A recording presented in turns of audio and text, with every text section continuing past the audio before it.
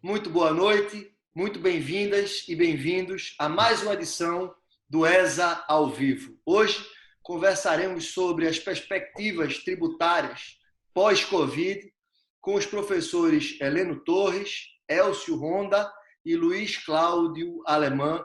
Muito boa noite, professor Heleno, professor Elcio, professor e meu querido amigo Luiz Cláudio Alemã. Uma grande satisfação, agradeço em nome da ESA Nacional e do Conselho Federal da OAB, a presença de todos vocês, podemos dividir aí um pouco os seus conhecimentos e as nossas preocupações em relação às perspectivas para a área tributária. E eu começaria dirigindo aí uma pergunta aos três, né? Há uma série de questionamentos em relação ao porvir, né, por parte do empresariado em relação ao passivo tributário que vem se acumulando para muitos nesse período de pandemia.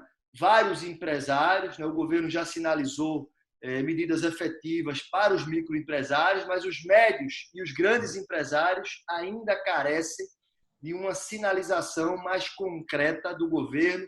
Muitos estão sem condições de recolher os tributos, privilegiando o pagamento de folhas, alguns já tendo dificuldades no trânsito interestadual de mercadorias. E aí eu queria ouvi-los. Quais são as perspectivas concretas para o empresariado diante dessas dificuldades colocadas pela pandemia? Muito obrigado, bem-vindo, professor Heleno Torres. Obrigado, Ronen. É um prazer estar aqui ao lado dos meus amigos Elcio Ronda, Luiz Cláudio Alemã também, e nesse encontro da ESA, que eu acho que é muito importante nesse momento. A sua pergunta é muito oportuna.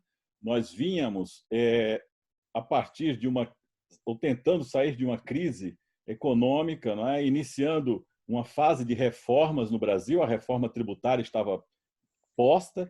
Eu sempre fui um crítico da forma como essa reforma tributária vinha sendo conduzida por propostas de emenda à Constituição, porque sempre achei que a reforma tributária deveria atingir realmente as leis dos impostos, fazer uma reforma tributária da segurança jurídica e, obviamente, criar as condições para uma rápida recuperação desse sistema.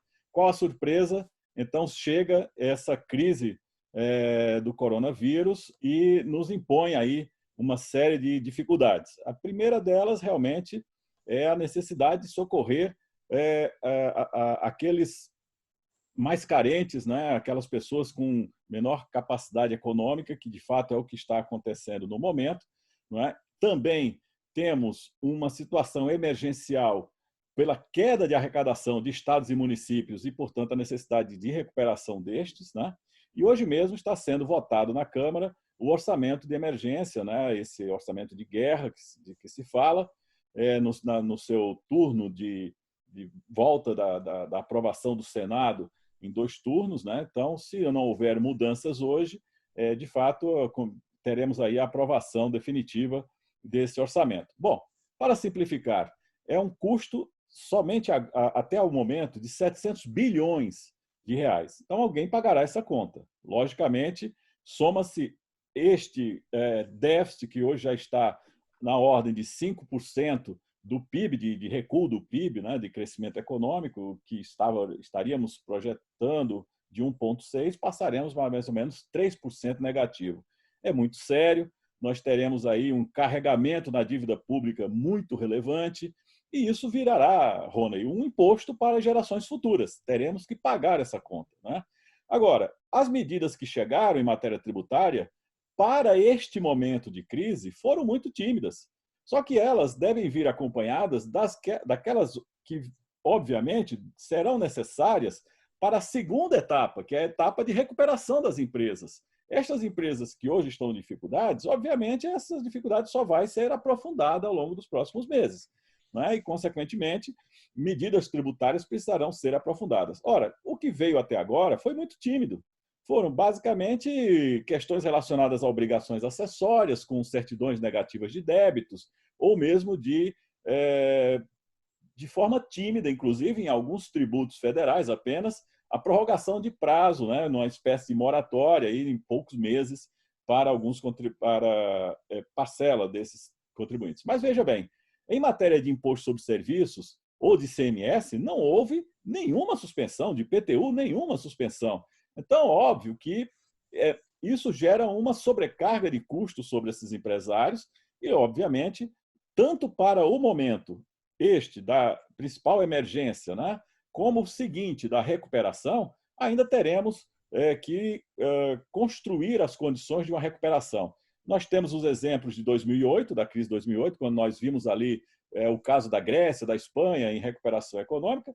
Também, historicamente, Franklin Roosevelt com o New Deal americano, que são sugestões de recomendações sobre o que nós devemos fazer. Claro que o momento não tem equivalência em precedentes, né? Então, de fato, agora nós teremos que nos reinventar e a minha sugestão, e eu irei ouvir aqui todos os colegas, mas a minha sugestão é começar imediatamente uma reforma tributária dentro da crise como instrumento para que nós possamos sair dessa crise e dar continuidade a essa recuperação das empresas e recuperação dos empregos nessas etapas seguintes. Muito obrigado. Professor Ronda, por favor. Boa noite aí, Rony. Obrigado, um prazer estar aí com vocês. Obrigado aí estar junto aí com o meu grande amigo Heleno, meu caríssimo amigo alemão. Um grande prazer estar dividindo aí essa mesa aí com vocês. Eu acho que a pergunta, Rony, é fundamental. A gente vem visto, e eu concordo aí com o Heleno, as medidas que a gente teve até agora são medidas, eu diria, emergenciais na área tributária e restrita apenas ao campo federal e muito estreito aí. Nós não vimos ainda a mesma colaboração em relação aos governos estaduais e municipais. Alguns municípios têm feito a postergação do IPTU, a postergação do ISS, mas do ICMS pouco. Então, eu acho que tem muita coisa que precisaria ser feita. Por exemplo, os estados, você deve se recordar, fizeram aquelas medidas, começou com São Paulo, para não pagamento das dívidas dos estaduais com o governo federal, no Supremo Tribunal Federal. E o mesmo Supremo Tribunal Federal vem negando, né, as medidas em função das postergações de impostos em que os contribuintes se veem incapacitados não pela sua incompetência gerencial, mas por uma crise muito maior e algumas normas estaduais, federais e estaduais, que inibem a própria atividade econômica, né? Então, como é que ele pode estar funcionando? Ele vai só ter realmente um passivo tributário.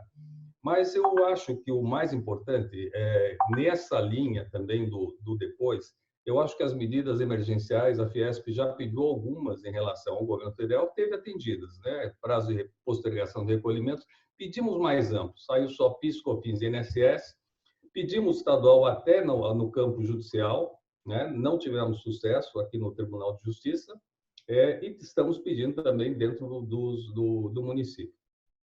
Agora, o que eu acho que é um grande foco? O grande foco que nós temos que ter, e é o que nós estamos também ajudando o governo federal, é um grande plano pós-crise. Nós temos que entender que as empresas que sobreviverem, né, nesta crise vão enfrentar uma dificuldade seríssima.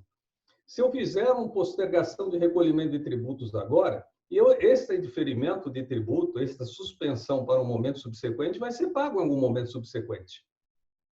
E a saída da crise não é que eu saio, acabou a decreto de quarentena, o meu faturamento voltou a ser o mesmo do antecedente à crise. A indústria demora a se recompor. E tem um outro fator, que as indústrias acabando se colocando nessa posição, e a crise tem uma dimensão como a gente nunca viu. A dimensão da crise, eu não sou economista, mas eu ouso dizer que nós estamos numa crise que vai suplantar a crise que nós tivemos da Grande Depressão de 29. Então, nós vamos ter que ter um grande programa de recuperação da indústria nacional, que já era muito atingida por uma altíssima carga tributária, por uma obrigação acessória imensa e autos de infração impagáveis.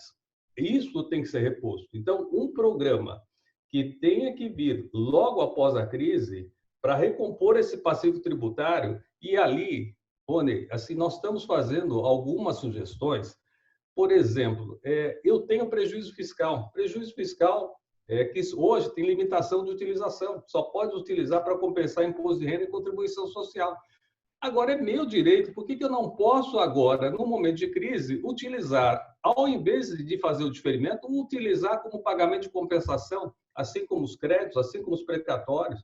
Medidas como essa deveriam constar, não num plano individual, mas num grande plano, um grande plano que eu diria de recuperação, um grande plano de recuperação tributária, que viria com algumas medidas nesse porte, né, para que você pudesse ter um alongamento do pagamento desses tributos que não puderam ser pagos, não por culpa, não por negligência, não por má fé da empresa, mas por um motivo maior.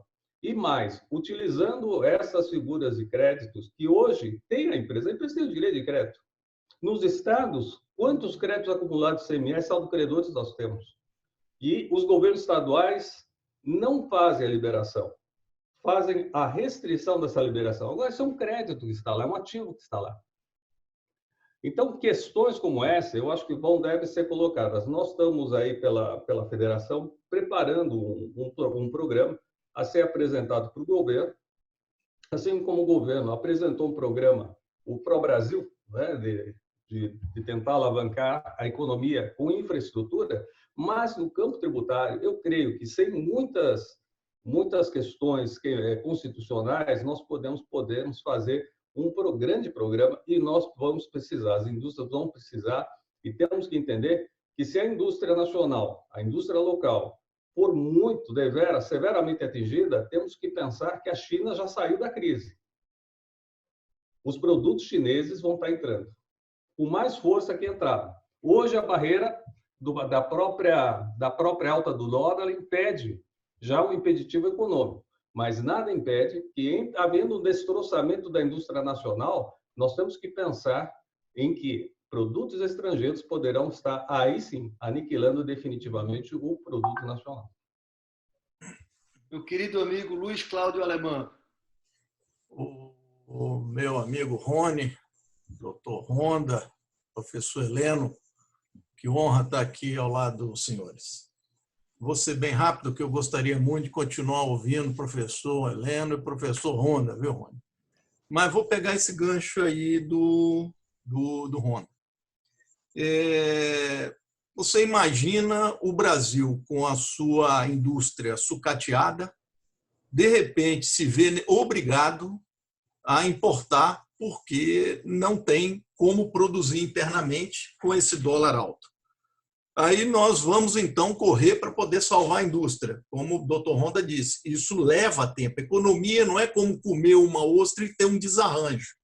Ela vai tanto para o bem como para o mal, mas ela vai levar um tempo para se recompor ou para se compor. E isso me preocupa bastante, porque o sistema tributário brasileiro ele é impeditivo de um empreendedorismo caminhar e garantir o mercado interno. O mercado interno que está previsto na Constituição, no artigo 219, é estratégico e há uma tendência natural dos países nessa pós-Covid, nessa pós-crise, de olharem para os seus mercados internos e começarem a produzir, porque há uma tendência de não se depender mais de produtos estrangeiros. E eu chamo a atenção de um dado do própria Receita Federal e do IBGE, para depois fechar com a sua pergunta, Rony, que em 2019 nós tínhamos 210 milhões de brasileiros. 36 milhões declararam imposto de renda, ou seja, que tinham exteriorização de riqueza acima daquele limite, daquele valor mínimo da tabela do imposto de renda. Mas nós tínhamos 38 milhões que estavam na linha de informalidade. Isso apontado pelo IBGE. Eles conseguiram identificar alguma riqueza. É o cidadão do Uber, é o cidadão do coco, é o cidadão do filezinho de gato na esquina, é o cara que está vendendo a empadinha na praia. Eles estão sobrevivendo. Agora, somos dois e diminui dos 210 milhões, nós estamos falando de 140 milhões de brasileiros entregues à sua própria sorte. Se a gente conseguisse colocar os 30 milhões de brasileiros na iniciativa, saindo da informalidade, nós já faríamos uma revolução nesse país. Mas, pelo andar da carruagem, o que nós estamos sentindo? A iniciativa privada vai se recompor, ela vai buscar mediação, arbitragem, ela vai tentar, de uma forma ou de outra, sair dessa crise o mais rápido, porque o judiciário não vai conseguir dirimir o conflito desses problemas econômicos, contratuais, mas você não vê 1 milímetro do poder público para transacionar ou para poder mediar com essas empresas. Vamos afastar aqui o devedor contumaz, que isso já é uma outra discussão, mas vamos trazer para uma mesa e vamos começar a tentar entender o que a empresa precisa, como é que a gente pode ajudar, e o governo não cede 1 milímetro. Isso porque o custo do Brasil está muito alto, o Brasil está inchado, tudo que foi feito antes da crise era, como o professor Rondo e o professor Heleno disse, eram muito incipientes. Agora não, agora nós precisamos ver o Brasil realmente trabalhando o seu mercado interno e defendendo as suas indústrias. Porque o mercado secundário e o primário, a indústria vai conseguir se recompor mais rápido do que o comércio e o serviço. Esses vão sofrer muito. E aqui eu digo para você, Rony, o que os empresários querem? Eles querem simplicidade no sistema tributário e querem pagar menos. O problema é que o poder público não ajuda. Olha esse orçamento da guerra aí, do Covid. Vai endividar mais ainda os estados. Então, se gasta mais, vai ter que sair dinheiro de algum lugar.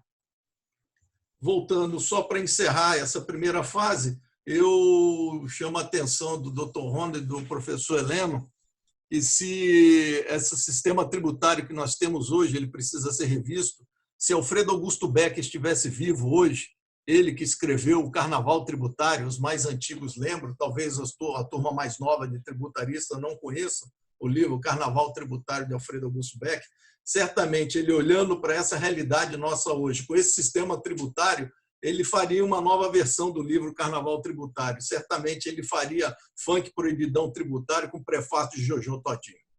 Essa é a nossa realidade. Obrigado. Eu queria fazer aqui uma consideração. Então, há praticamente um consenso de que as medidas governamentais são insuficientes.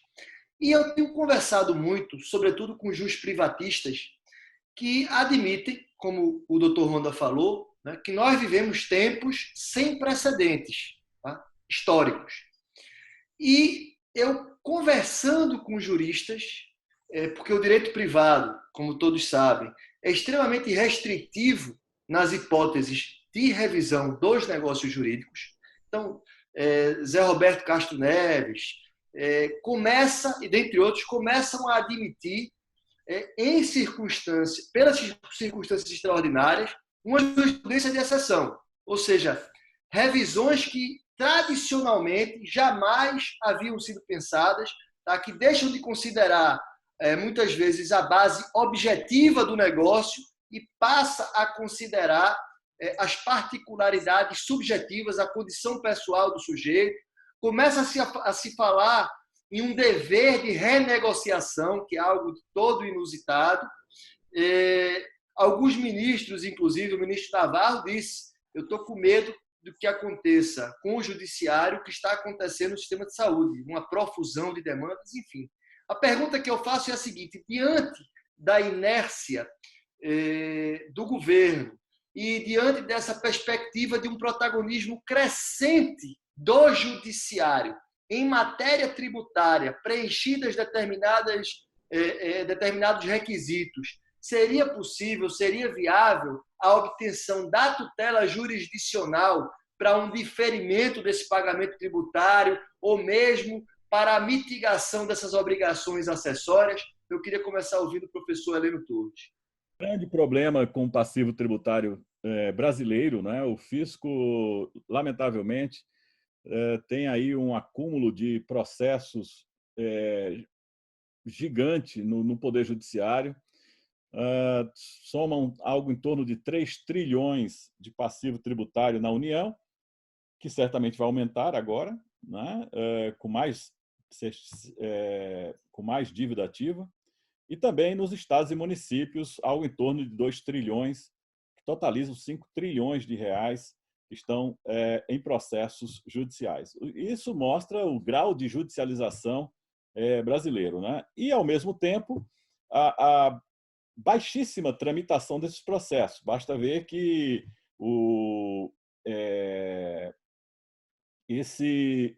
esses processos têm uma taxa de congestionamento na ordem de 96%, ou seja, para 4 processos de execução fiscal que andam por ano, 96 ficam parados. Então, óbvio que essa crise adicionará ainda mais dificuldade para o judiciário resolver os problemas decorrentes dos litígios tributários que se somarão aí ao longo do tempo. Muito bem, isso é uma constatação. No âmbito federal, temos agora uma medida que estava sendo discutida de forma ordinária, que era a lei geral, uma lei de transação, né?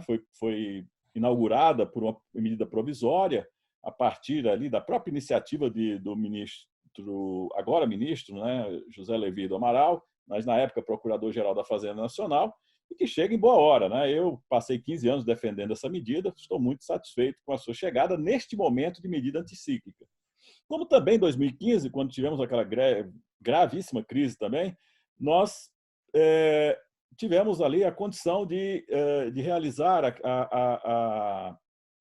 a recuperação de créditos tributários a partir da repatriação de recursos. Então, nesses momentos de crise, realmente precisamos sair da caixinha e reinventar, você está certíssimo, Rony, nesse sentido, estudar formas alternativas de soluções de conflitos, mas também de cobrança do crédito tributário. Agora, vejam bem, diferentemente do crédito privado é uma relação entre particulares e a economia dos particulares não é igual à economia pública. Existe na economia pública a indisponibilidade do patrimônio público e, obviamente, os gestores irão ter que atender a aquelas conformidades legais, né, da exigência do crédito. Ao mesmo tempo, o tributo está ligado diretamente ao direito financeiro, ou seja, o direito tributário é só um apêndice do direito financeiro.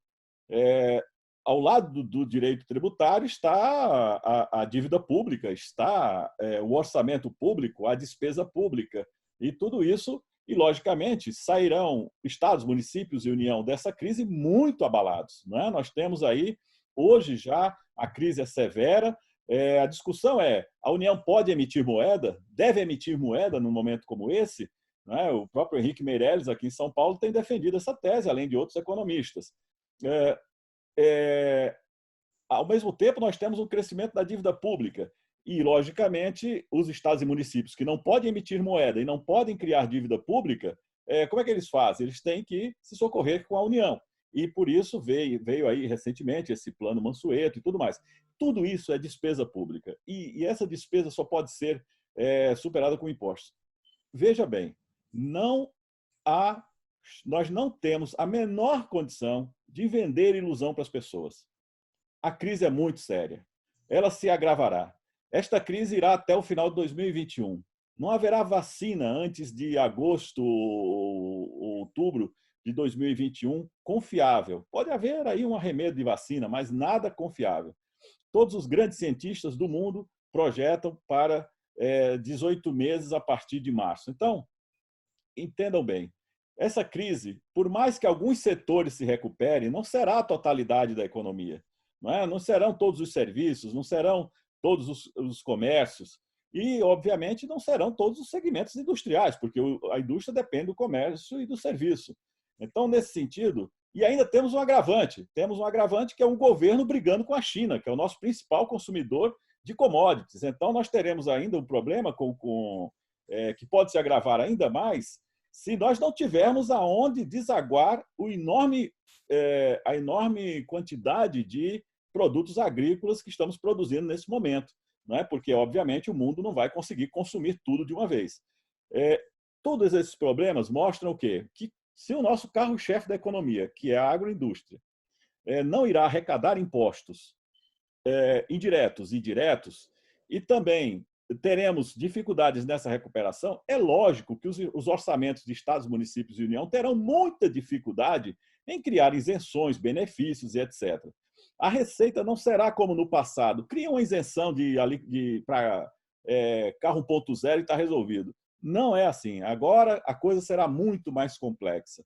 Todos deverão realmente pagar uma conta razoavelmente pesada nesse processo. Nós precisamos interpretar a forma como isso poderá ser feito. O Honda deu aí alguns exemplos, eu também tenho usado esse do prejuízo fiscal, por exemplo, que acho que nesse momento pode ser muito útil, mas ao mesmo tempo também nós temos que encontrar formas de financiar o Estado.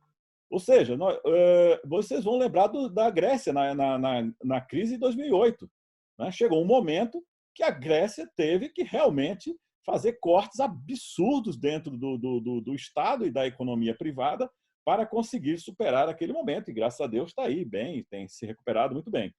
Os desafios são muito grandes. E não adianta vir com receita de parcelamento. Veja, imagine os senhores dar 90 dias de suspensão da exigibilidade de tributo ou de 180 dias de exigibilidade de CND. Isso é lá medida que seja anticíclica ou tenha alguma utilidade numa crise dessa dimensão? Isso não tem a menor importância e utilidade.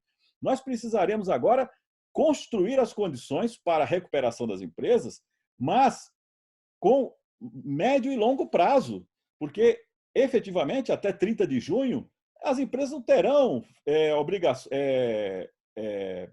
arrecadação, ou melhor, não terão recebíveis suficientes para dar início à continuidade do pagamento dos tributos, como vinha fazendo antes. Então, é lógico que essas medidas devem começar desde agora, num projeto muito maior, onde parcelamento não será suficiente, mas, ao mesmo tempo, também não se pode deixar de pagar o tributo. Porque, se deixar de pagar o tributo, você mata o Estado e, obviamente, aí as coisas ficam piores ainda. Né? Muito obrigado. Eu queria ouvir agora o professor Honda. Quais são, professor Honda, as medidas para o curto prazo que vêm sendo apoiadas por parte do empresariado, sobretudo no âmbito da Fiesp? Quais são as prioridades para esse primeiro momento? As prioridades que a gente pediu na crise, você tem uma prioridade que é aquilo que está emergente. Né? Então, acabou o caixa. Muitas empresas acabaram o caixa. Ponto foi número 1. Então, ali nós pedimos realmente que você tivesse uma suspensão naqueles tributos federais, estaduais e municipais, né, pelo tempo da crise. Agora, volto a insistir, só a suspensão não é um fator principal, porque a suspensão, uma hora vai voltar. E quando ela voltar, ela volta com a carga anterior e mais a carga do corrente. Vai levar um grau de inadimplência novamente.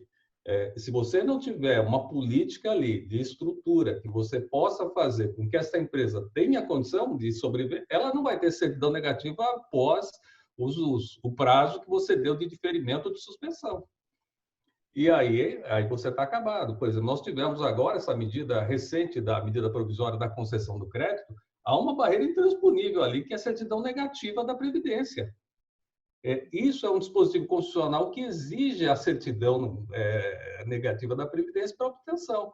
Então, veio a medida provisória concessiva, mas tem um óbice. Aí está discutindo a PEC 10. A PEC 10 é justamente para retirar esse dispositivo constitucional da certidão do INSS para esse tipo de concessão.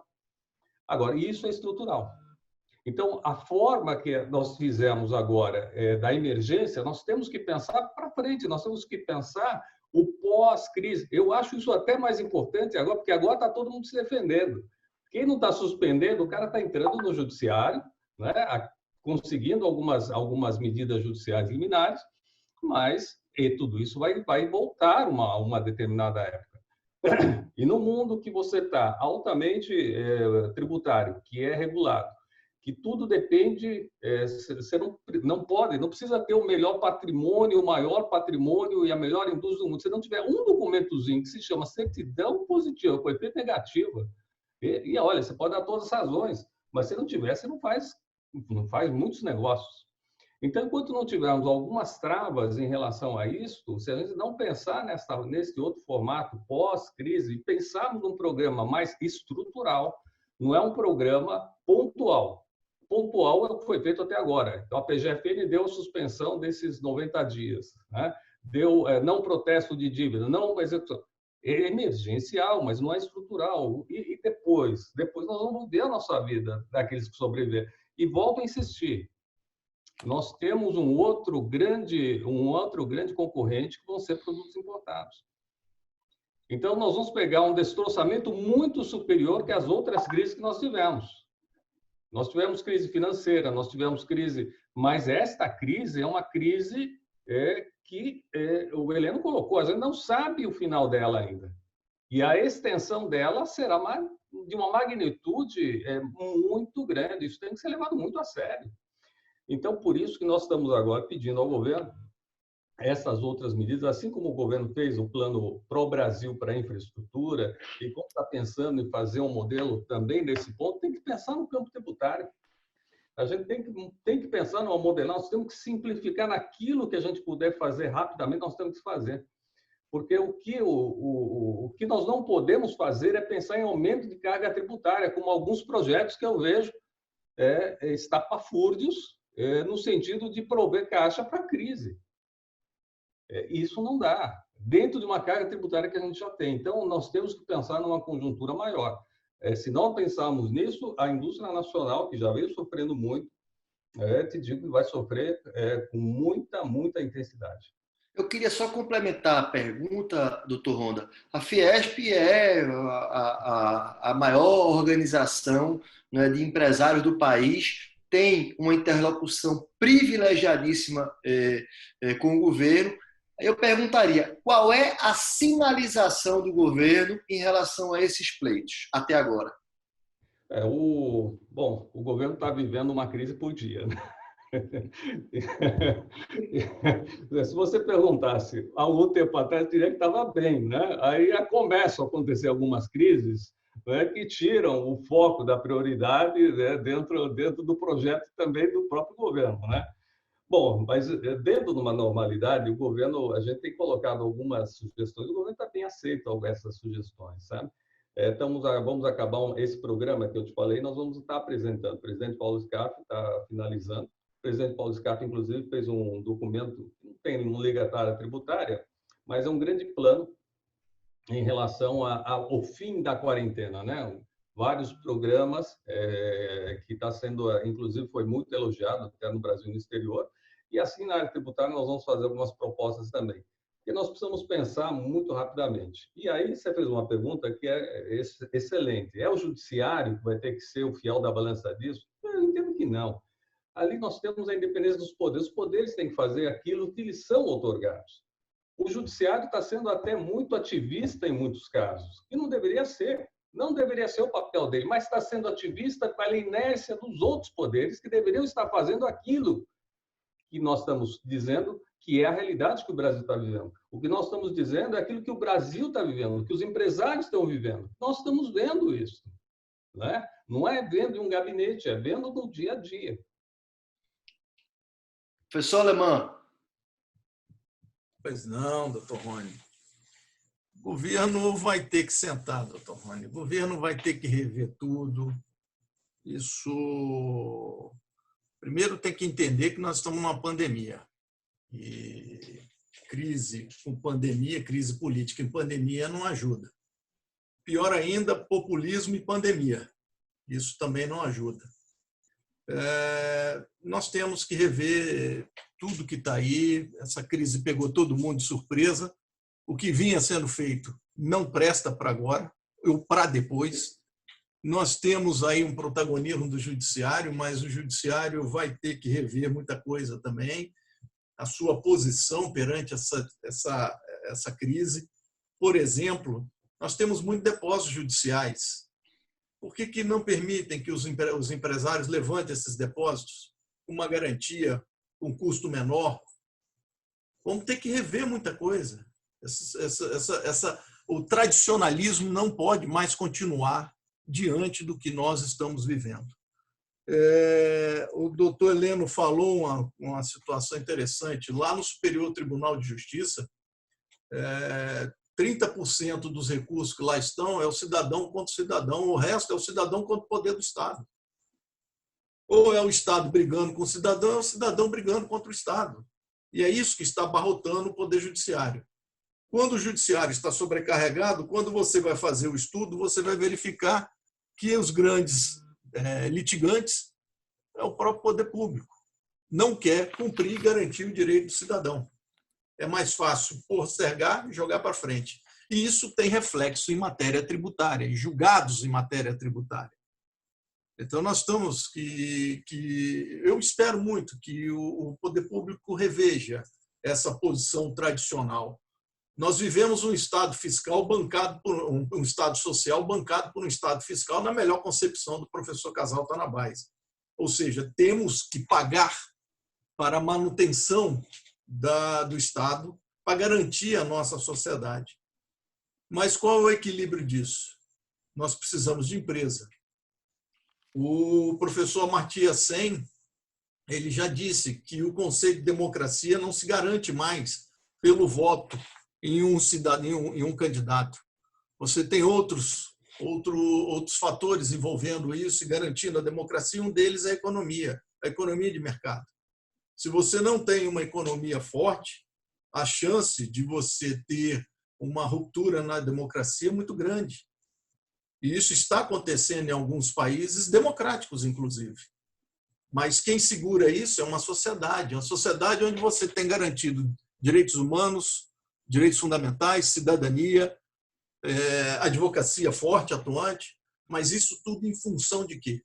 De um mercado interno forte, funcionando num círculo virtuoso. Trabalho, emprego, imposto, trabalho, emprego, imposto, tributos, né? Eu continuo vendo a possibilidade do próprio país se recompor, se achar. Olhar nessa balança, como o professor Heleno, que é catedrático da área de direito financeiro, disse, nós não podemos ver os estados se afundarem mais em dívida. O país não pode girar a máquina de fazer dinheiro. Eu não sou economista, mas isso vai gerar inflação. E o pior estado de uma crise é uma estagflação, é o cenário de recessão com inflação.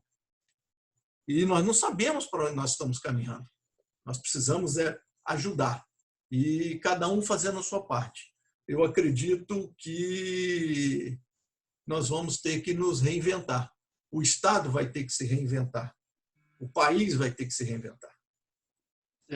Obrigado, Alemã. Professor Heleno, doutor Ronda, ambos falaram da necessidade de uma reforma estruturante. Nós já tínhamos uma reforma tributária em curso, começam a aparecer, né, algumas propostas que seguramente desagradam, sobretudo, o meio empresarial. Fala-se em taxação de grandes fortunas, fala-se em aumento na tributação, sobretudo do segmento de serviços. E aí eu perguntaria, dentro desse contexto atual, que agudizou a necessidade dessas reformas, quais seriam as prioridades e qual a perspectiva de tempo para que essas prioridades sejam efetivamente implementadas, considerado o atual estado de coisas? Por favor, professor Heleno Torres.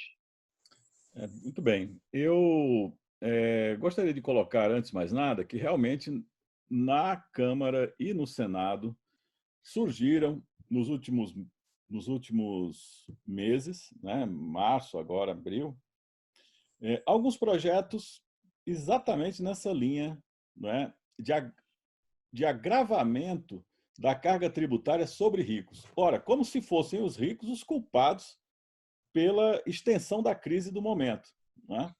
Ou que somente estas pessoas, considerando que o Brasil é um país de grande desigualdade, mas, logicamente, nossa quantidade de ricos não é na mesma proporção, né, capaz de recuperar o país de uma vez só, fosse a única solução possível.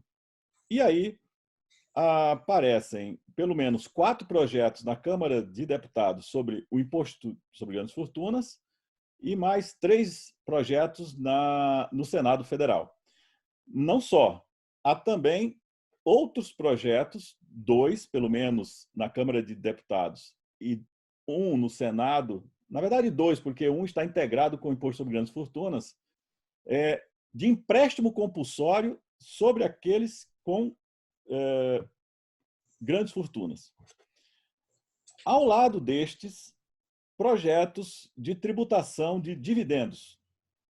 E um deles que aumenta as alíquotas de imposto de renda de pessoa física para 36%, de 27,5% para 36% e 45%.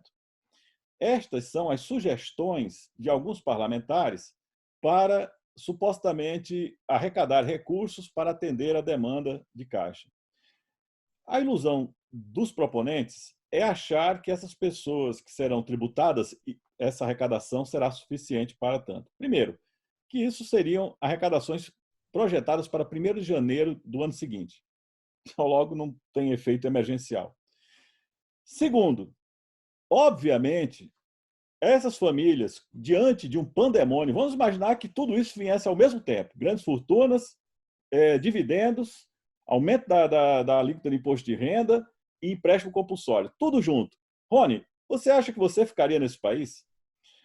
O Brasil está na 3ª posição de êxodo de famílias ricas do mundo. Em primeiro lugar é a China, por razões louváveis, porque são executivos que saem para gerir as grandes empresas chinesas no mundo. Em segundo lugar está quem? A França, porque os franceses, não querendo pagar o imposto sobre grandes fortunas, saem da sua residência fiscal. O terceiro é o Brasil, por razões óbvias, insegurança física e insegurança jurídica. Nós não podemos agravar essa crise, porque aí realmente não sobrará ninguém para pagar essa conta. E aí, não estou falando de medo, de encaminhamento de uma ideia de que não, as pessoas vão sair por isso. Não, não. Isso não é solução. Qual é a grande solução? Uma reforma tributária estruturante, que não tem nenhuma necessidade de ser constitucional.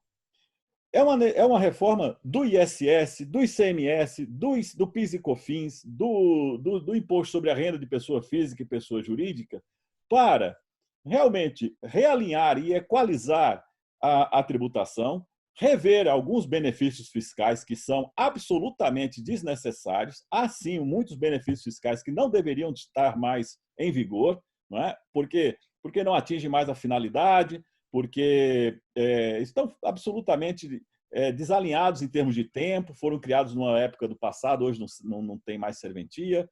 Outros casos que, por exemplo, o ITCMD, até hoje não veio uma lei complementar para regular uma série de hipóteses de incidência do ITCMD. Não é? Então, nós poderemos fazer isso com leis complementares e leis ordinárias em 2 meses, 3 meses no máximo, nós podemos fazer essa reforma tributária. Eu estive com o ministro Paulo Guedes em março, conversamos por 3 horas sobre esses temas todos e percebi claramente a dificuldade que ele tem de relacionamento com o Congresso. Ora, essas dificuldades de relacionamento do ministro da Economia com o Congresso Nacional têm que cessar. Nós precisamos fazer um pacto social urgente, não é? Um pacto social para salvar o Brasil que envolva, não logicamente um contrato social novo, não, um pacto social para desarmar essas pessoas, Congresso e equipe econômica, e, ao mesmo tempo, um diálogo, um grande diálogo com a sociedade para construirmos juntos essas medidas. Agora, não sabemos quais são, sabemos exatamente quais são as medidas. Todo tributarista minimamente informado sabe exatamente quais são os grandes problemas do ICMS, os grandes problemas do Imposto sobre a Renda, os grandes desafios a superar em PIS e COFINS, que são óbvios. Insumo, conceito ridículo de insumo, isso tem que acabar. O direito de crédito tem que ser amplo, universal. Temos que permitir que o empresário possa disponibilizar o seu crédito e permitir a transferibilidade desse crédito para terceiros ou para empresas do mesmo grupo econômico. Ou seja, são medidas absolutamente simplificadoras como estas que vão realmente aliviar, em grande medida, as relações com o fisco. No ICMS, o pandemônio que foi a criação e a ampliação dessas substituições tributárias da forma como estão, que precisam ser revistas, reduzidas ao mínimo, né? e modificado integralmente essa ideia das operações interestaduais na forma como se encontra. Não é? O comércio eletrônico, que virou uma loucura, uma insanidade fiscal no país. Então, há uma série de medidas que nós sabemos exatamente quais são e que devem ser adotadas em caráter, não diria transitório, não, diria definitivo. Só em adotar essas medidas simplificadoras, como disse a Alemã, do sistema tributário, de praticabilidade da tributação e de resolução de problemas que nós conhecemos e sabemos quais são eles há muitos anos, nós já faremos a grande reforma tributária da segurança jurídica e da recuperação econômica. Agora, claro, ao lado disso, nós precisaremos ter outras medidas específicas. Não é? Nós precisaremos anistiar aqueles contribuintes que tiverem dívidas tributárias que não pagas nesse período, porque, infelizmente, não pagaram porque não quiseram. Não pagaram porque não estavam em condições de pagar. Não havia a normalidade econômica adequada para esse fim. Isso é que exatamente coisas como essa, né, como anistia de tributos, como, alguns casos, a compensabilidade desses créditos acumulados em ICMS, ou a transferibilidade desses créditos, né, de modo geral, para terceiros, etc. Tudo isso são medidas que podem simplificar e reduzir enormemente tanto os passivos tributários de dívidas com o Estado, quanto a solução para o futuro e redução, obviamente, das repercussões graves dessa crise para as empresas. Obrigado, professor Heleno. Doutor Ronda. Não, eu concordo com o professor Heleno. Eu acho que isso só faria um faseamento, né? Eu acho que fazer em duas fases. Eu acho que uma fase que nós vamos ter agora, emergencial, pós a pandemia, pós o corona, eu acho que a gente vai precisar de um programa de reestruturação, sim, que é um programa que vai conceder o perdão das multas e juros, né? Que isso seria mais simples do que simplesmente postergar o recolhimento de tributos, mas dando uma condição de alongamento maior dessa dívida. Atrelando a essas moedas que você possa usar como pagamento, prejuízo, créditos tributários, precatórios, e limpando esse estoque que você tem atrás, é a coisa melhor que você pode ter. Então, isso dá para fazer de forma assim, bem rápida dentro dessa estruturação. Na segunda fase, eu colocaria essa reforma. Eu também acho que não precisa ser uma reforma... Né? Podemos pensar num grande sistema de compensação. Mas é isso. Na realidade, a grande trava que eu tenho hoje, eu não estou colocando um governo especial. Os governos fazem restrições ao direito de crédito, sempre fizeram, né? Sempre colocaram isso. Agora é o momento de nós destravarmos isto ora, eu tenho um débito agora gerado por um fator que não fui eu que fiz. Foi em função de uma crise. Então, o momento seria um grande programa de refinanciamento, um grande programa de reestruturação, anistia essas multas, anistia os juros, permite, se você pudesse usar essas moedas de pagamento, quantos autos de infração que hoje estão aqui no meu balanço eu não poderia estar liquidando, não é? É a conta simples. O empresário também não quer ficar com isso no seu passivo. Agora, então, essa é a primeira fase que eu acho que é fácil da gente fazer dentro do Poder Executivo e dentro do Congresso Nacional. No segundo momento, eu acho que, quando fala de reforma tributária, também eu acho que nenhuma das propostas me satisfaz. Eu acho que o nosso sistema não é ruim. O uso do sistema é ruim. A forma como está se usando o sistema é perverso. O ICMS tem uma boa estrutura. Quem o prostituiu dessa forma foi as más legislações estaduais, que começaram a tirar uma boa estrutura do sistema. Então, eu acho que tem um caminho, assim, antes da gente inovar para um novo sistema, com um novo conceito, com novas coisas, podemos aperfeiçoar agora o que nós já temos. Tirar essa regressividade que nós já temos, isso é lei ordinária que tira essa regressividade. Substituição tributária, ele é estadual que tira. O que é um absurdo. A substituição tributária é a antítese do recolhimento do valor agregado. É a antítese. Você vai fazer um pagamento por suposição factual de um número que é um roll the dice, é um jogar o dado, você chega a um número que é o MVA e vai aplicar para frente. Quer dizer, há o que ganha e há o que perde.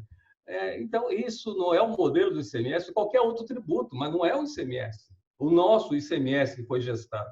Então, isso eu acho que tem muita coisa que pode fazer. A reforma do imposto de renda, eu acho que tem que ser feita, realmente. Eu acho que não é o momento da gente falar da tributação de dividendos, até porque a tributação de dividendos só vai para frente, não vai pegar o dividendo de trás, né? Não vai equacionar nada, mas é um programa só para reequacionar o formato da tributação de imposto de renda. Enfim, grandes fortunas, sou totalmente contrário. Olha só a reunião que nós estamos fazendo hoje aqui.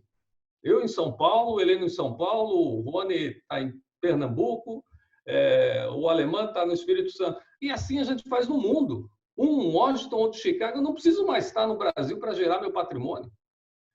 Eu não preciso ter o meu patrimônio no Brasil. Então, você falar sobre grandes fortunas, simplesmente o que você vai fazer, e isso a globalização já está colocando, é fazer a não tributação dessas grandes fortunas.